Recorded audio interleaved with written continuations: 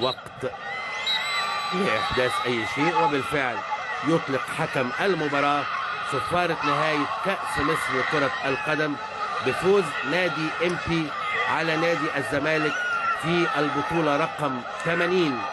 أقول لنادي الزمالك هارلك، أديت واشتغلت وعملت واجتهدت، ولم يكن التوفيق حليفك في الشوط الأول في 3 كرات مؤكدة.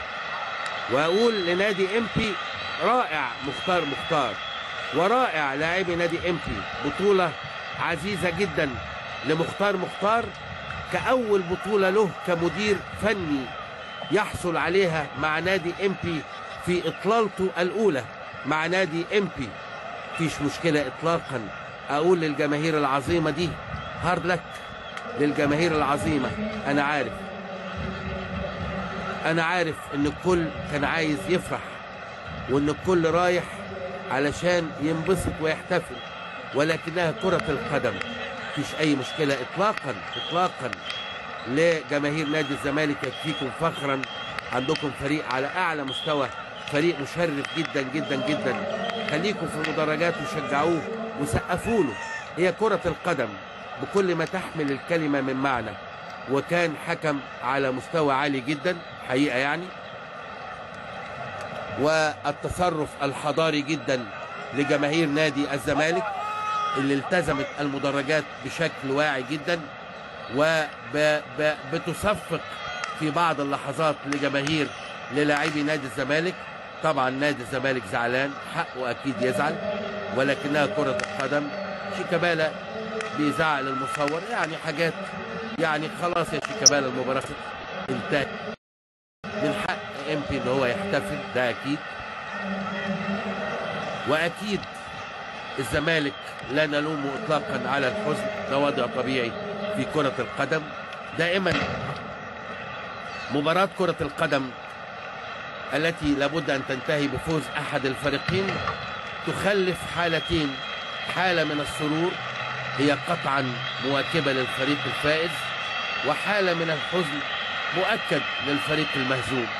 ولكن تبقى لغة الرياضة السامية هي اللغة السائدة في الملعب وفي المدرجات. أنا بحترم جدا جمهور نادي الزمالك، هذا التصرف الحضاري الرائع. بعد ما انتهت المباراة بمنتهى الهدوء، شجعوا طول المباراة بمنتهى الحب، وانسحبوا من المدرجات بمنتهى التحضر والهدوء. هذا هو الجمهور المصري، وهم دولة المصريين اللي بيدوا المثل والقدوة في الدنيا كلها. أكيد كل الطموحات وكل الأحلام وأتصور كل التوقعات كانت مع نادي الزمالك النهاردة أكيد، ولكن هي كرة القدم. مختار شاطر وذكي، عايزين يشيلوه بالعافية، شالوه وحدفوه لفوق ونزلوه، ولازم يفرح، ومن حقه ان هو يفرح، وحقه علينا ان احنا نفرح معاه. اكيد. لكن في نفس الوقت ما نقدرش نغفل تماما جهود فريق نادي الزمالك النهارده.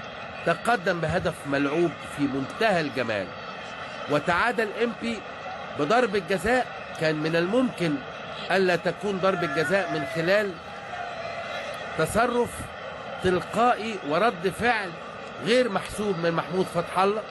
وقف الكرة بإيده خوفا من ان رؤوف ينجح في التسديد من على مسافة 18 ياردة، لكنها بتبقى حركة لا إرادية من اللاعب، كلنا نعرف ده كلاعيبة كورة.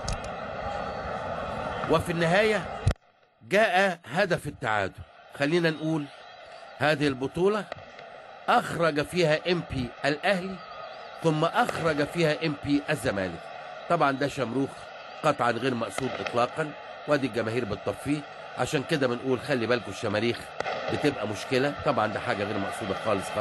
ده شمروخ لما وقع على الأرض كان فيه ورقة أو حاجة ولعت فيه، عشان كده دايما بنقول خلي بالكم الشماريخ عشان ما تأذيش حد. لكن هو شمروخ سابه صاحبه، مسك في ورقة، لا أكثر ولا أقل، ولا نعطي الأمور أكثر مما تحتمل. جماهير طبعا واقفة في المقصورة الرئيسية وفي المقصورة الأمامية، قطعا غير يعني مهيئة لاستقبال خبر فقدان نادي الزمالك لكأس مصر، وأنا عارف إن دي مشاعر طبيعية جدا، لو ما حصلتش ما تبقاش جماهير، لكن في نفس الوقت بتقترن هذه المشاعر بالتحضر وإعطاء كل حاجة حجمها الطبيعي. هي مباراة في الأول وفي الآخر كورة، مباراة كرة قدم لا أكثر ولا أقل.